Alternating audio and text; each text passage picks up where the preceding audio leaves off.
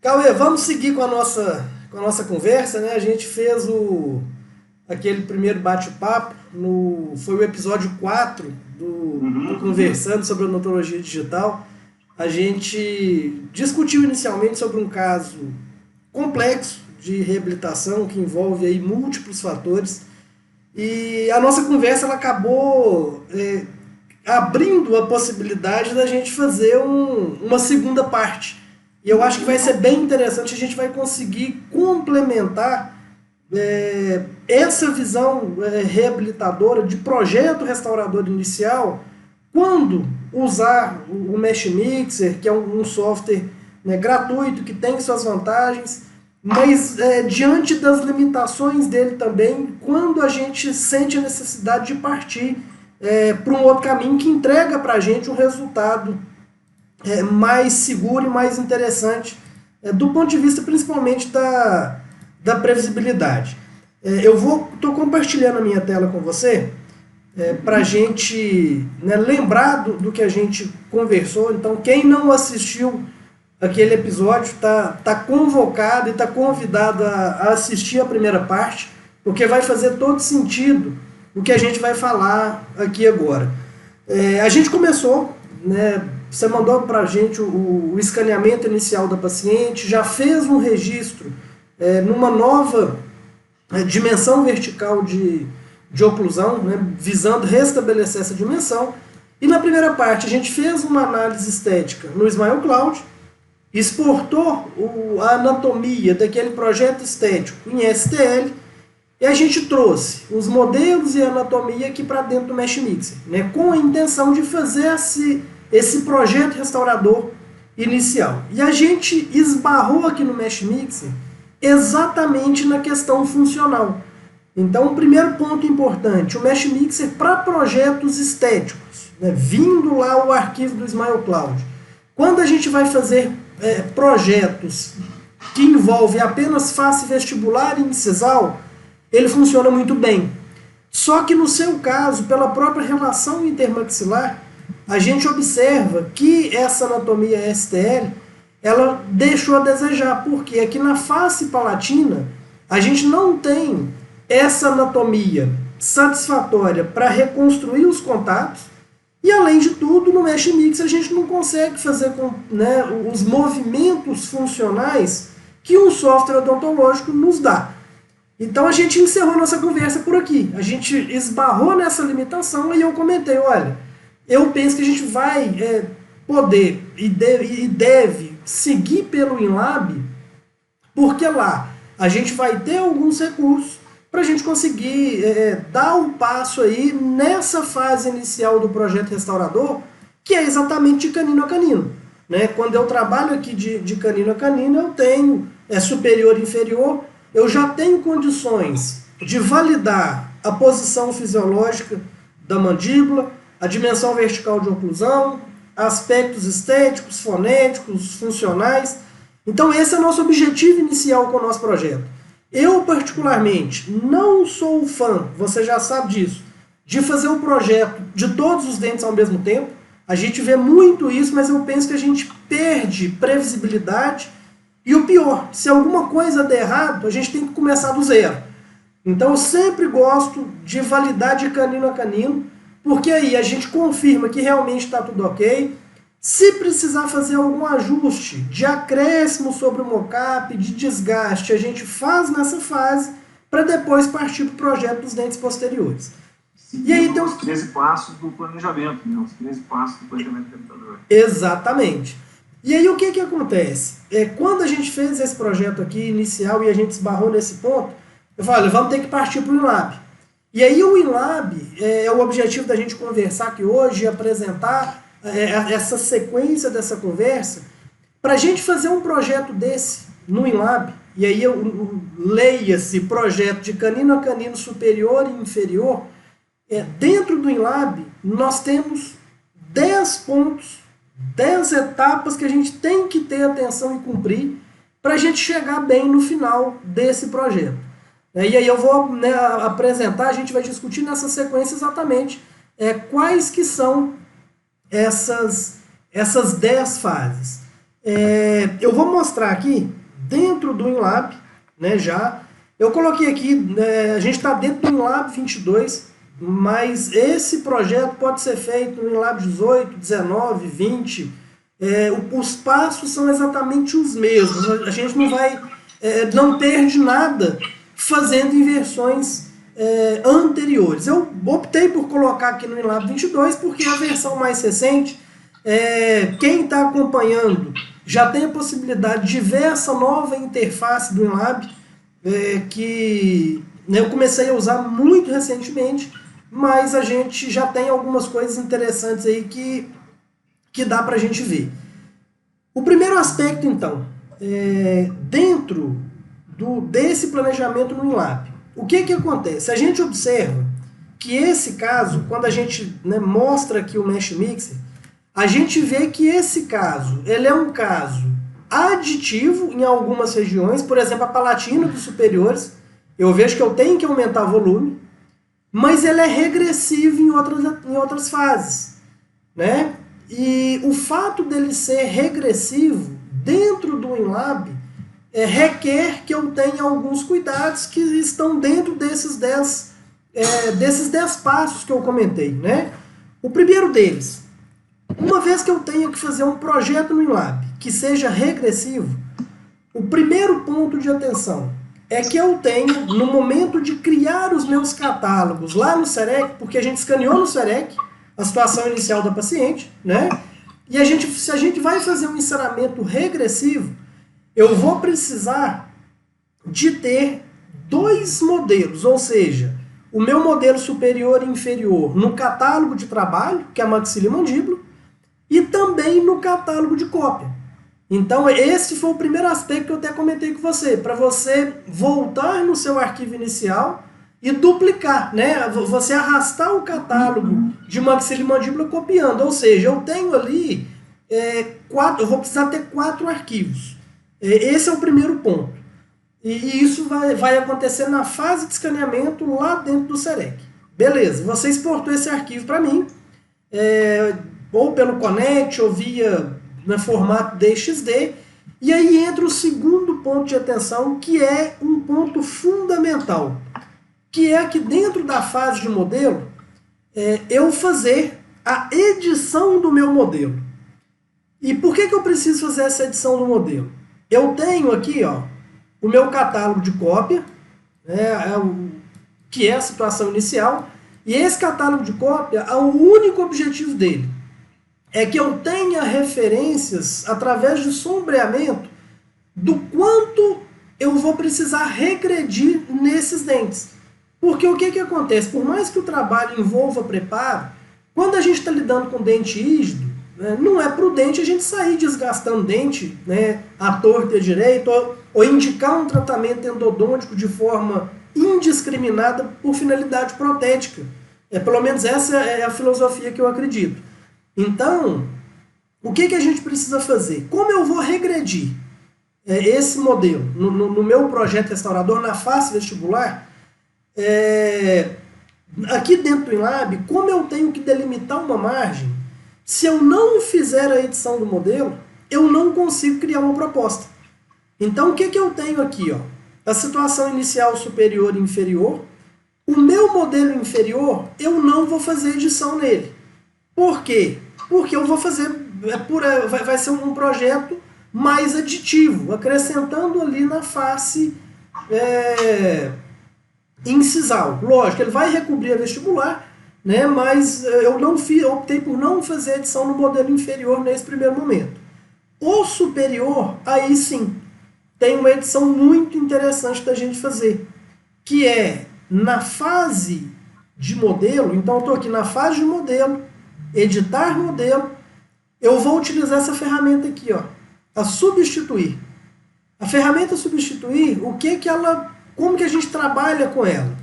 Eu vou delimitar uma margem contínua, então pego aqui, por exemplo, a distal do canino, e eu venho delimitando exatamente na transição dente-gengiva, ali na área do perfil de emergência.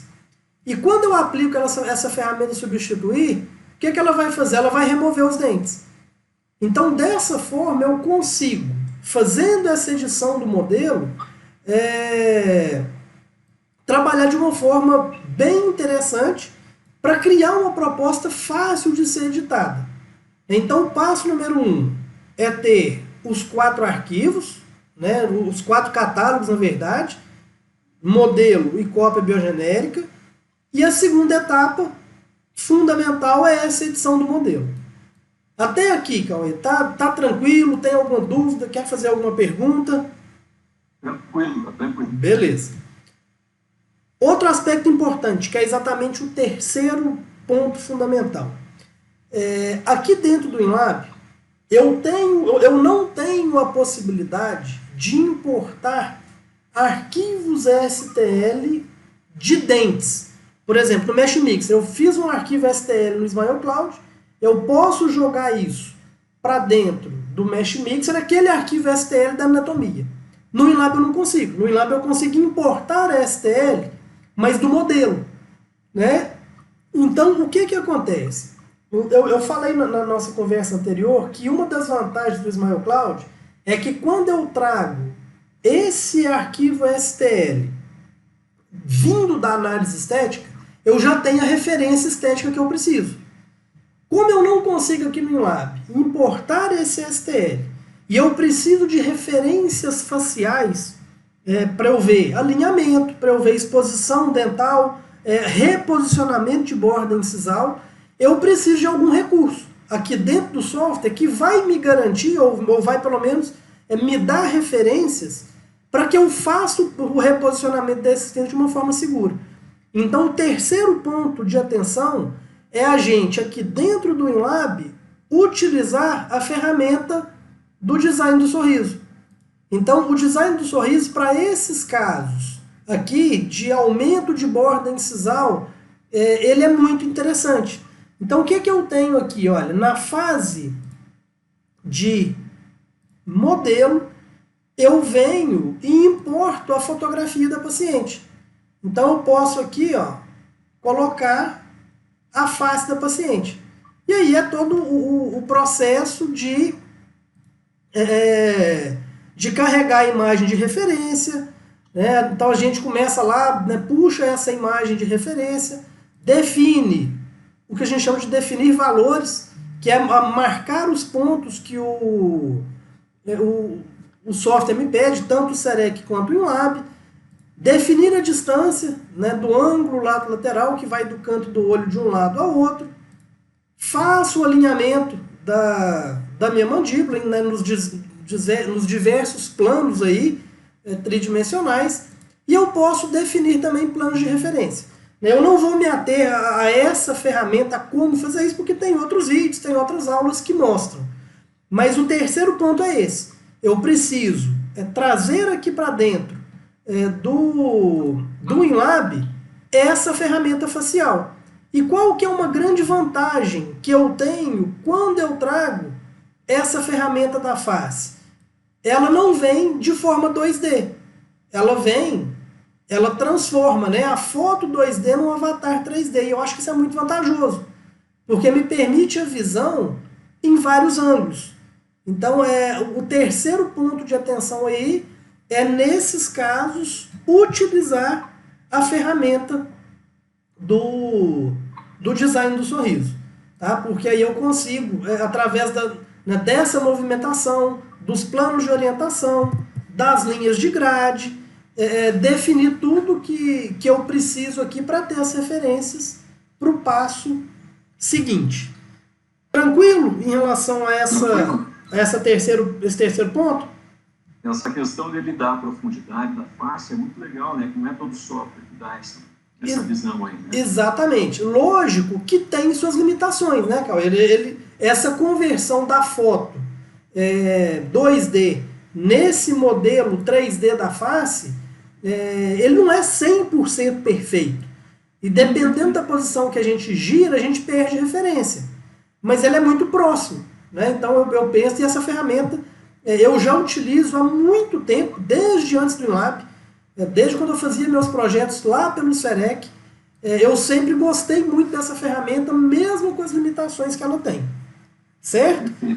Melhor que isso, só escaneamento facial. Exatamente. Que também tem suas vantagens e, assim como toda técnica, tem suas limitações. Certo? Beleza. Então esse é o nosso terceiro ponto. Utilizar a ferramenta do design do sorriso e os planos de orientação. O quarto aspecto são os parâmetros. E aqui vale uma dica interessante, que é o seguinte: como eu vou fazer um projeto restaurador, e esse projeto não será um projeto fresado, ou seja, eu vou fazer meu projeto, ele é regressivo, depois eu vou assentar essa camada para criar um modelo para mockup, a minha lógica de parâmetros ela é diferente. Então, esses parâmetros, o que eu faço? Para que eu tenha um design otimizado, eu zero todos esses parâmetros. Espaçador radial eu deixo em 0, espaçador oclusal 0, os que eu mantenho da mesma forma que eu uso quando eu vou fresar uma restauração, são apenas esses 3. Resistência dos contatos proximais, resistência dos contatos oclusais e força dinâmica dos contatos, que eu mantenho em 0, menos 50 e menos 25. Espessura radial mínima, 0. Espessura oclusal mínima, 0. Espessura de margem, 0. Largura da rampa, 0. E por que eu zero esses parâmetros todos? Porque eu não quero que os meus parâmetros interfiram na melhor proposta de design. Então, essa padronização de parâmetros aqui, ela é extremamente importante. E eu ainda desmarco, ter em conta a geometria do instrumento e remover áreas retentivas. Por quê? Eu otimizo o meu design e não prejudico a fresagem. Por quê? Porque o trabalho não será fresado. Então, eu não preciso me preocupar com esses detalhes, né? Porque o espaçador radial, o espaçador oclusal, espessura radial mínima, eles são muito importantes, espessura de margem, né? Quando eu vou fresar um trabalho, o que não é o caso. Então, muitas pessoas me perguntam: Alex, que parâmetro que você usa para tal trabalho? Né? Você que fez o curso lá, o Digital Excellence, você vê que tem alguns parâmetros que a gente mantém fixos, mas outros a gente varia de acordo com cada caso, e é o que eu sempre falo. É muito mais importante você entender cada parâmetro e saber como ajustar do que ter uma receita de bolo, porque não existe uma receita de bolo para todos os casos. Se tivesse, seria ótimo, mas não tem, né? Então não teria como. Então esse é o nosso quarto ponto, os parâmetros. Tá claro? Ou alguma dúvida? Não, tá perfeito. Ótimo. Então vamos para o quinto passo, que é exatamente ajustar a morfologia. Esse ajuste da morfologia, a gente tem a possibilidade de trabalhar. Eu sempre gosto de fazer esse tipo de projeto aqui como biogenérico, né? E eu sempre gosto de, no ajuste da morfologia, usar banco de dados de dente.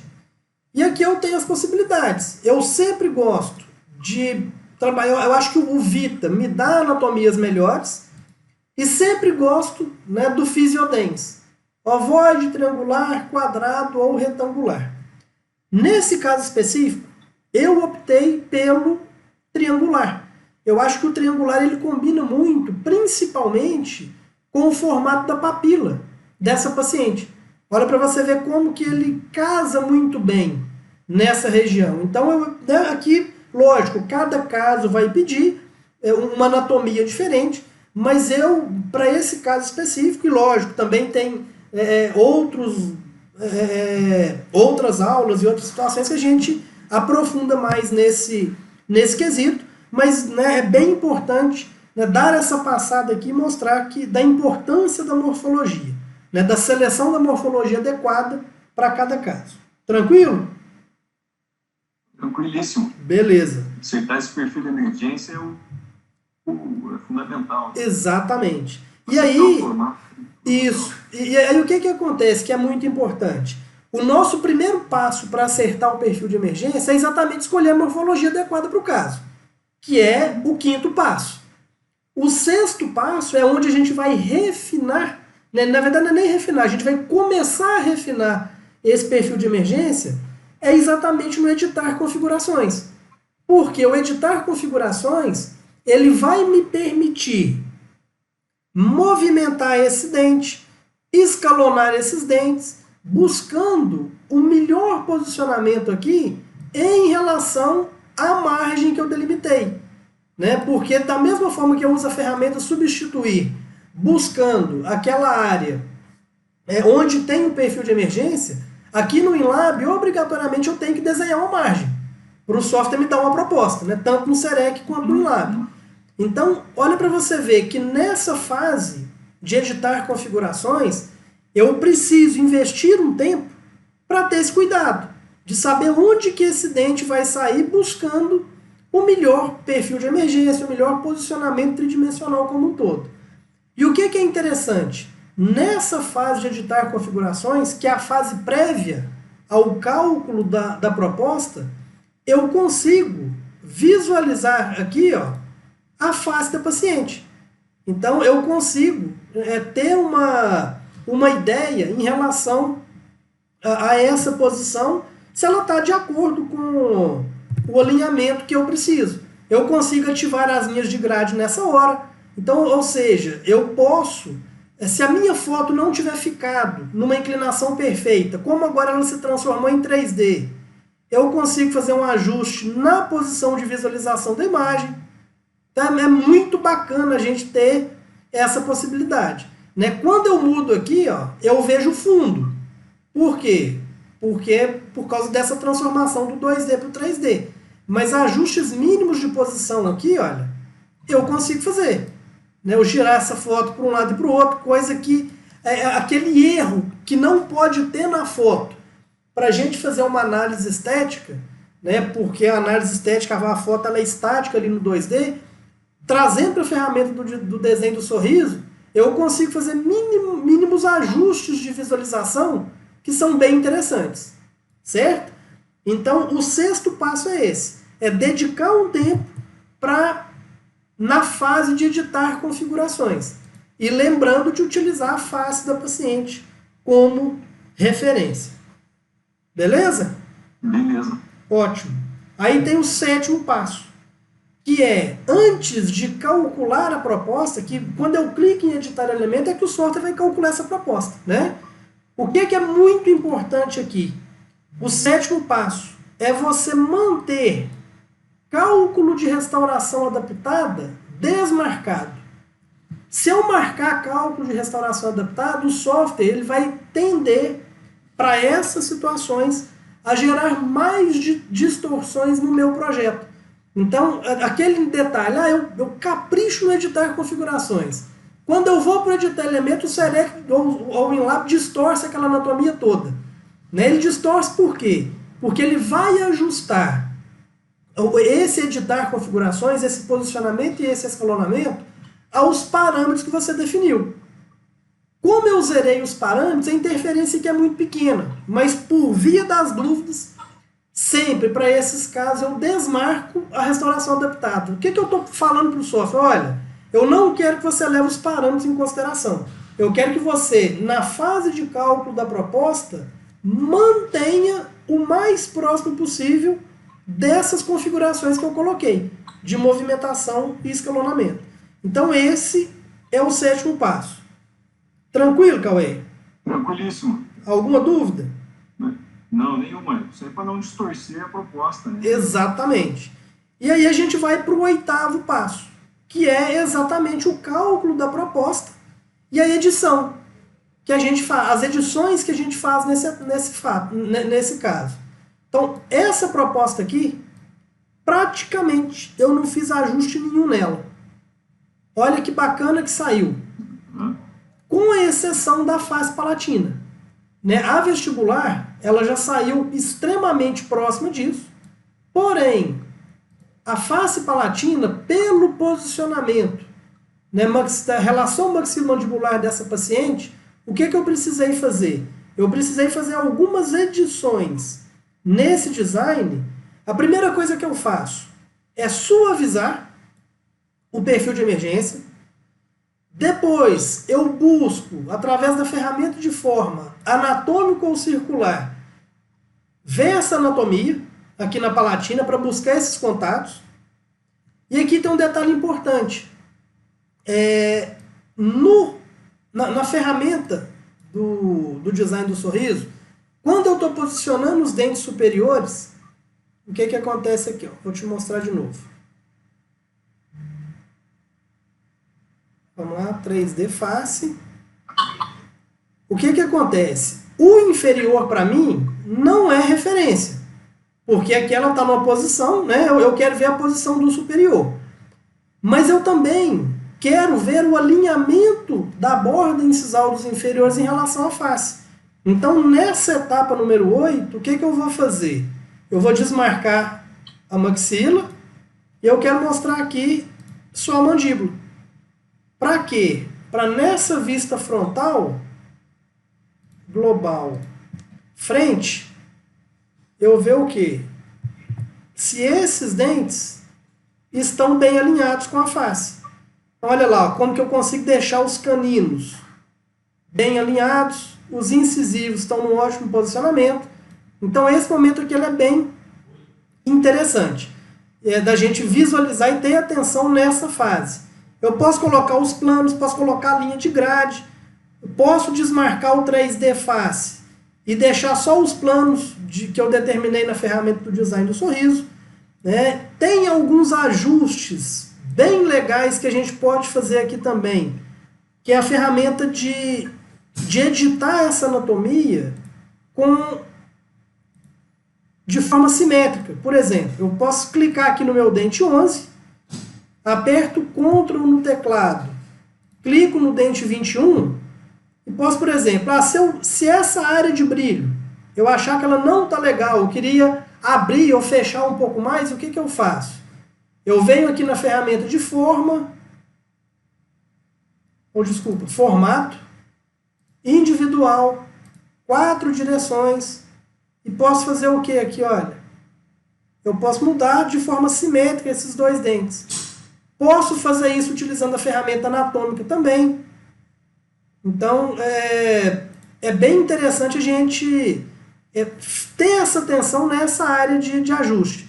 Se eu quiser, por exemplo, ajustar a borda incisal, vamos tirar aqui a mandíbula de novo. Ó. Colocar na vista de frente. Se eu quiser, por exemplo, eu tenho que colocar a face aqui, porque essa referência 3D frente é só com a face ativada. Vamos lá. Ó. Então, está no alinhamento que eu quero, vou dar um zoom. Por exemplo, Alex, eu não quero essa anatomia com essa irregularidade na borda incisal. Eu prefiro essa anatomia um pouquinho mais plana. O que eu posso fazer? Eu posso utilizar a ferramenta aqui de formato, ó. E, por exemplo, um pouquinho que eu puxar aqui nesse dente, o outro vai puxar igual, ó. Então a gente faz esses ajustes de uma forma muito simétrica. Ou seja, são esses detalhes de entendimento do software que vão permitindo que a gente consiga indicar qual software é mais recomendado para cada caso e fazer, né, esses refinamentos aqui para chegar no resultado mais previsível. Então o 8º passo é exatamente esse, né, que é a gente usar essas ferramentas de edição para chegar na melhor proposta. Lembrando, ainda nessa fase, de conferir a minha proposta em relação... Vamos colocar aqui. Ó, a minha referência. Ou seja, eu tenho aqui, ó, um trabalho que é regressivo e eu consegui fazer um projeto bem interessante. Tá vendo? O próximo passo. Tranquilo aqui, Cauê? Alguma observação? É muito legal que dá para visualizar certinho as áreas subdativas. Exatamente. Então, às vezes, você tem uma melhor posição, que você vê um desgaste enorme que teria que ser feito, você vai parar e pensar, será que eu não posso reposicionar essa anatomia um pouco? Ou talvez seja realmente necessário, talvez eu tenha que ser mais agressivo no preparo. Então, a função do modelo de cópia é principalmente essa aqui. Certo? Certíssimo. Beleza. aquela questão do 3D face, tem possibilidade de abrir o pino incisal aí para acertar o plano oclusal do arco inferior de uma foto daquela ali? Ou você acha que, entendeu? Mudar o modelo, não sei se ele, nessa área aí, software, ele permite abrir o pino incisal, ele não permite, né? Não permite, ele até permite, mas se você abrir, você perde seu design todo. Eu pensei só em fazer a avaliação estética do arco inferior, né? Ou troca a foto, né? Não sei se tem essa possibilidade. Aí o que acontece? O detalhe aqui é que, por mais que você tente trocar essa foto, não vai ser uma coisa interessante, porque para ficar perfeito, você teria que fazer essa fotografia na mesma dimensão. É impossível. Não vou falar que é impossível. Você poderia colocar um registro de mordida, por exemplo. Na hora de fazer essa fotografia, aquele registro que você fez para criar a abertura, né? Você fez um jig, por exemplo, você pode fazer a foto com esse jig, ou um registro posterior, e aí você conseguiria ter essa relação muito mais próxima. Entendeu? Mas aqui pela referência da maxila, aqui já é o suficiente, porque você tem o inferior como se ela tivesse fechado a oclusão. E aí a gente tem como fazer esse alinhamento. Certo? Podemos seguir então? Sim, por favor. Beleza.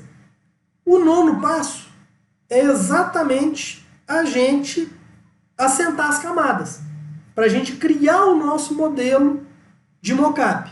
Aí o que a gente vai fazer aqui? Ó? Eu vou aqui nessa fase inicial, só um minutinho, vou só confirmar o nosso design.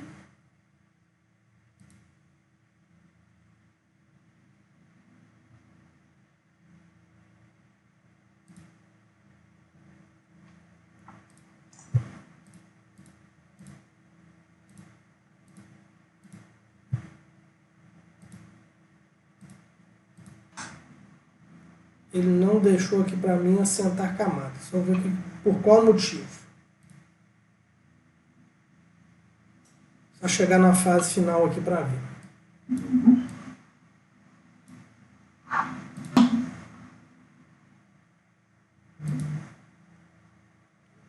Vou voltar aqui na fase de administração. Agora eu fui lá no exportar para liberar aqui para mim, tá vendo? Sim. Inserir todos. A geometria do instrumento deve ser considerada? Não.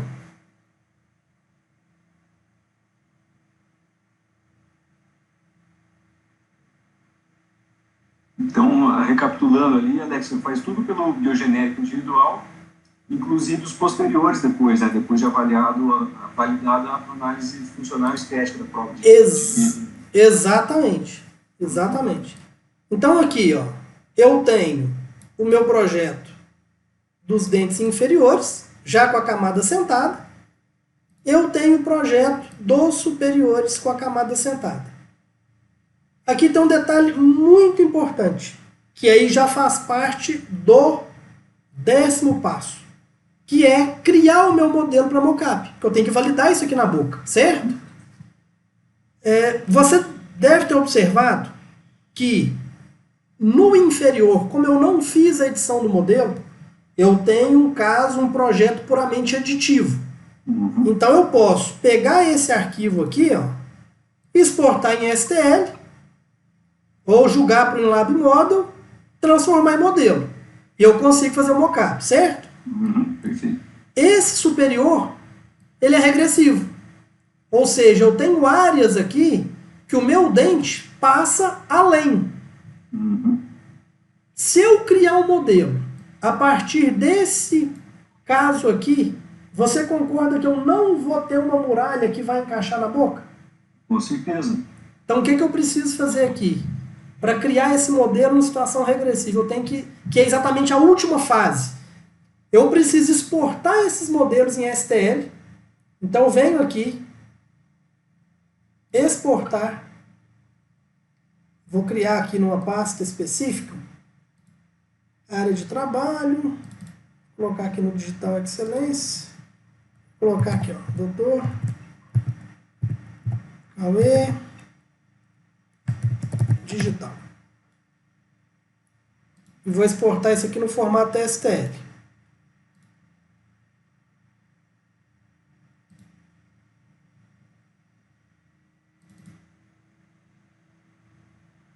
Os arquivos estão aqui, ó, certo? O que eu vou fazer?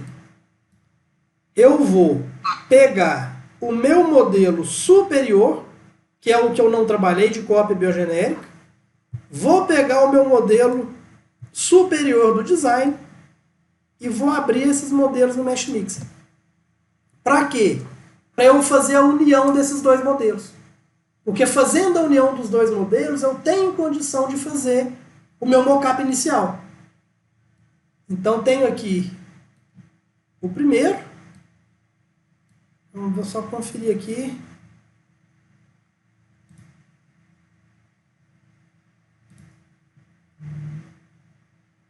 Vou ter que importar o outro. Esse aqui foi o primeiro. Então, append.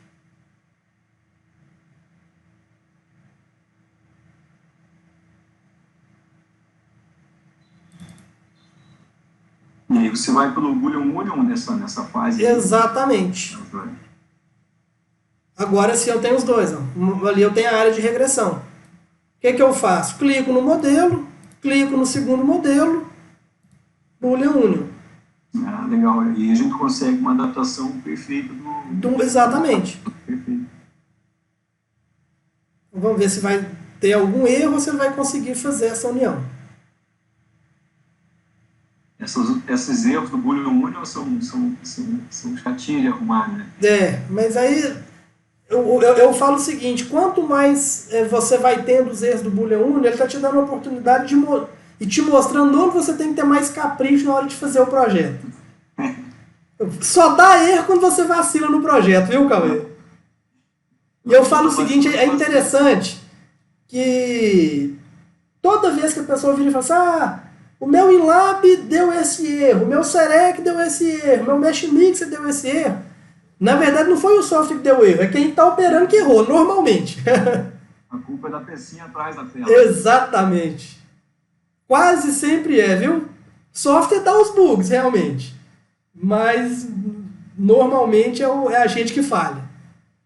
Então, como os arquivos são grandes aqui, né, ele vai levar um tempo maior para processar essa informação. Mas vamos aguardar aqui para a gente ver o resultado final, se vai dar erro ou se não vai.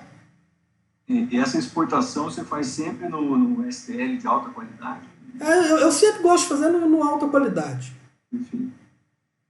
Na dúvida, vamos para o que vai dar mais tranquilidade. Isso. Apesar de que para esse tipo de trabalho aqui, eu acredito que não teria nenhum tipo de problema fazer um arquivo mais leve, sabe? Mas do baixa para o alto é 2%, 1%, alguma coisa assim. E aí a gente acaba tendo um arquivo mais leve, né? Uhum. Daí que um passo para um trabalho definitivo, com certeza vale a pena sempre, né? Mas aqui, sinceramente, eu não sei se a gente teria um grande ganho de tempo, não, viu, Caio? Porque quando a gente está fazendo um Boolean Union de um dente com um modelo, por exemplo, é muito mais rápido o processo. Agora, modelo com modelo, ele tende a ser um pouco mais demorado, realmente. E a malha é muito mais numerosa, né? Muito mais, infinitamente mais, né? Então, vamos aguardando aqui. Enquanto a gente aguarda o Mesh Mixer, vamos recapitular os 10 passos aqui, então. O primeiro é a questão dos catálogos, né? Tanto no catálogo de trabalho, quanto cópia biogenérica. Segundo, a edição do modelo. Terceiro, ferramenta do design do sorriso com os planos de orientação. Quarto, adequação aos parâmetros. Quinto, morfologia. Sexto, editar configurações, né, mover e escalonar, deixando o mais próximo possível da margem que você delimitou. O sétimo, desmarcar cálculo da restauração adaptada. O 8º é o cálculo da proposta e você, né, editar aquele design, suavizando, conferindo os planos, aplicando ferramenta de forma, conferindo oclusão, desoclusão, simetria, enfim, é o detalhe do refinamento do design. E quanto mais você capricha nas fases anteriores, menos você tem que editar o design.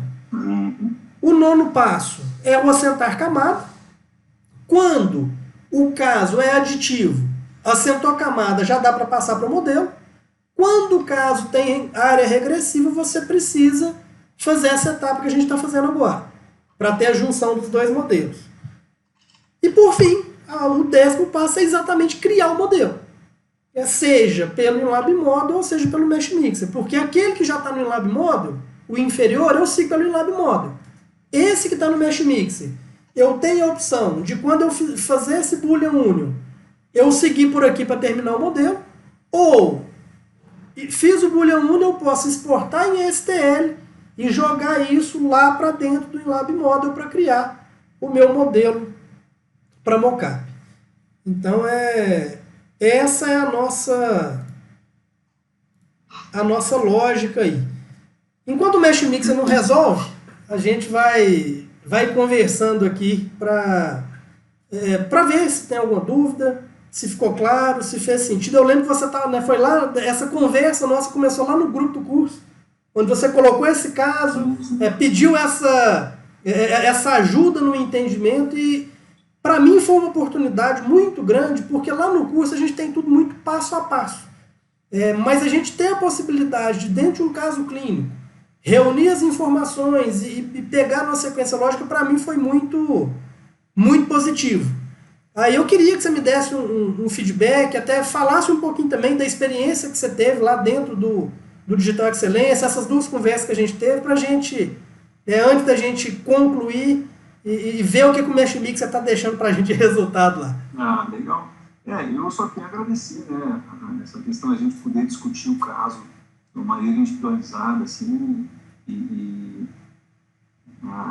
nesse caso específico, sobre assentar a camada do Boolean Union ali, ficou muito claro para mim o quanto de subtração vai fazer, porque a dúvida que eu tinha era se eu tinha que fazer o preparo antes, né, para daí montar um carro. Isso aí dá uma previsibilidade muito maior, né, fazendo esse papo Mesh Mixer. E do Digital Excelência, é muito passo a passo, é muito legal, né, Alex, que você consegue deixar de um jeito muito claro para a gente aplicar no consultório, né, desde a análise estética, desde os passos para a limitação. Então, deu para colocar bastante coisa em prática, assim, na semana seguinte assistir as aulas, né. É muito positivo. O objetivo é exatamente esse, né? Quando eu criei esse curso, o que eu queria com ele era que não simplesmente a pessoa pegasse e assistisse mais um curso. O objetivo realmente é entregar a maneira como eu faço, que eu venho fazendo aí ao longo do tempo, tendo resultado, e é para aplicar na prática mesmo. Porque eu acho que a gente que é dentista, que está sentado ali no mocho, a gente busca fazer curso para isso. Lógico, a gente quer aprender, mas quer colocar em prática. Não adianta simplesmente, achei lindo e não utilizar. Eu, particularmente, quando eu entrei no curso, eu estava buscando aprender essas ferramentas que a gente está conversando agora. Sobre Inlab, o fluxo do Select, o fluxo do Mesh Mixer. Só que veio muito mais que isso, né? Essa questão da avaliação, como reabilitação, acho que foi muito mais do que eu estava esperando. Então, foi bem legal mesmo. Estou bem satisfeito. Eu fico mais ainda, pode ter certeza disso. Ainda mais o módulo sobre prótese de implante também. Está bem legal também. Eu confesso que ainda não assisti todas as aulas desse. O módulo bônus lá de prótese sobre implante, né? É isso aí. Caio, vamos só ver aqui se o Mesh Mixer terminou. Ainda não. Vai demorar um pouco mais. Mas o detalhe é esse. O passo a passo é esse. Eu acho que, né, a gente... Vou te perguntar se a gente conseguiu cumprir o objetivo que a gente tinha, se ficou claro. E o que eu vou fazer? Como já está tudo muito encaminhado, eu quero seguir acompanhando esse caso. Eu vou te mandar os arquivos, vou te mandar o STL. Você só prepara aí, imprime, faz o mockup e manda a notícia. Combinadíssimo, então. Tranquilo? Tá, joia. Obrigado, Alex. A gente segue falando. Abração, Cauê. Bem claro mesmo. Tchau, tchau. Tranquilo, então.